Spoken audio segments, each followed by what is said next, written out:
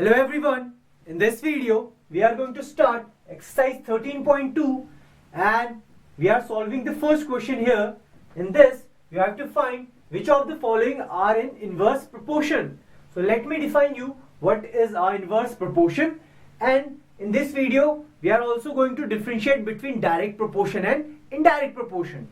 Okay, if I say there are two things A and B, and if I increase this A, so the result will be this B will also get increased, and if I decrease this A, so this B will also decrease. So the perfect example is if I suppose A as number of pens and B as its cost. So if I'm saying that I'm buying 5 pens and these pens costing me 50 rupees. So clearly if I increase the number of pens, so its cost must also increase, and if I decrease the number of pens, so obviously its cost must also decrease. So this is known as direct proportion. So this is our first, which is called direct proportion. And there is another kind of proportion called inverse proportion. Here again, if I take two things, so let's say A and B, and if I increase this, the result is this value gets decreased. So this is exactly opposite to the direct proportion. And if I decrease this value, so this value gets increased. Let me explain you by the example, which is the first one. The first example says the number of workers on a job and the time to complete the job. Here are two things. The first is the number of men, which are the workers, and the time taken by them to complete a certain job. So if I'm saying that 10 men can complete a certain job in 20 days, suppose.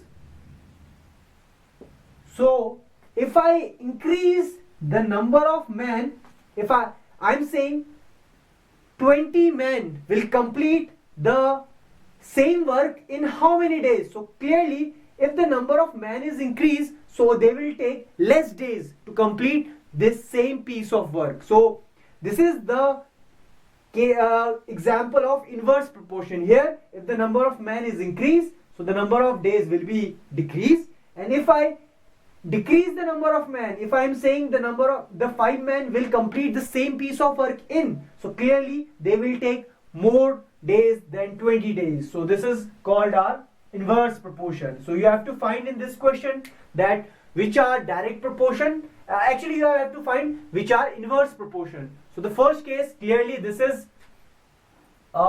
inverse proportion. Now let's take the example of second one. This says the time taken for a journey and the distance traveled in a uniform speed. So there are two things. The first is time and the second is distance.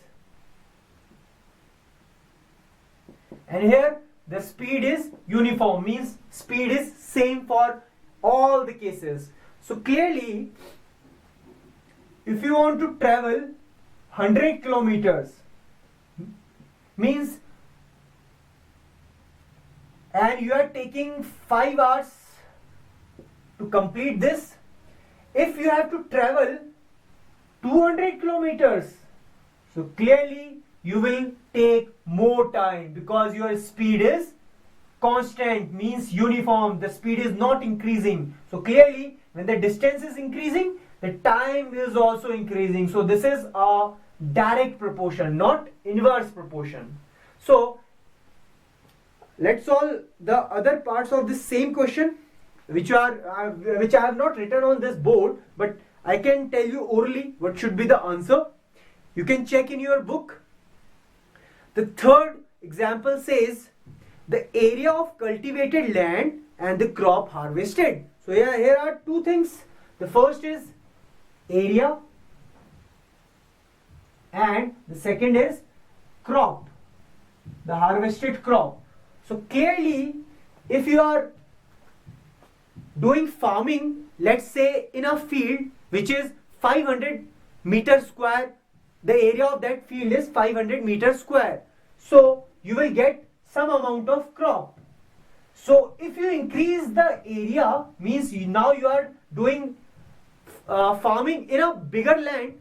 So clearly your cultivation, or you can say the crop you will get will be more. So clearly this is again a example of direct proportion. Here, if the area is increased, the crop will also increase. So this is again not a inverse proportion. This is a direct proportion. Now let's take the other example.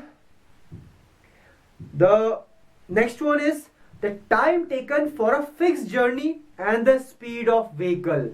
Now in this case there are two things. The first is time and the second is speed. Now let us understand this by taking an example. Let's say you are going from your home to your school, and obviously the distance is same, so you are taking 30 minutes to cover that distance from your home to your school.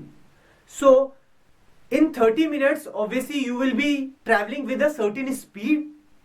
So if you increase your speed from home to school, so clearly the time taken by you will be less.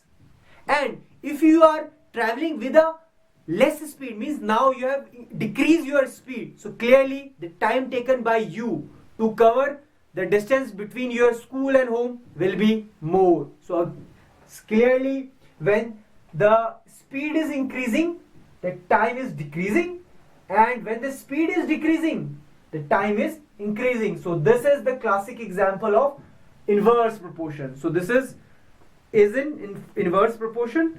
And at the last, the population of a country and the area of land per person. Again, let's understand this by taking an example. Suppose in your house there are 5 people. So clearly everyone gets some space to live in. Now if the number of people in your house are increased, means now there are living 10 people in your house, so clearly the space you will get will be less. The same case with the population in a country. So if there are certain number of people living in a country, so space will be more, and if the number of people gets increased, so the area that per person gets will be less. So this is again a classic example of inverse proportion. So this is how you can understand, or you can say you can differentiate between direct proportion and inverse proportion. I hope you have understood what is direct proportion and inverse proportion. Again, if you have any problem regarding maths, or you can say direct proportion or indirect proportion, you can contact us. The number is given below in the description. Thank you.